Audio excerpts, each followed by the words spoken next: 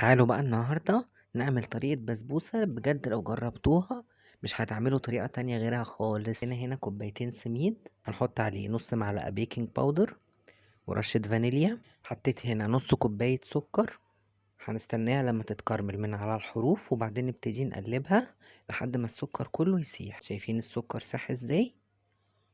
هننزل عليه بنص كوباية لبن، واللبن يكون سخن. طبيعي ان السكر يجمد كده اول ما ننزل عليه، بس مع التقليب هيفك خالص. نفضل نقلب لحد ما كل السكر يدوب تاني، وبعدين ننزل عليه بنص كوباية سمنة. بعد ما السمنة تدوب خالص هننزل بالخليط ده على السميد. البسبوسة مش بتتقلب كتير، كل ما نقلبها كتير كل ما هتنشف. من كده هدخلها التلاجة نص ساعة على الأقل، من نص ساعة لساعة على ما الفرن يسخن. بتاخد شربات خفيف سخن. شايفين بقى لونها عامل ازاي؟ اللون ده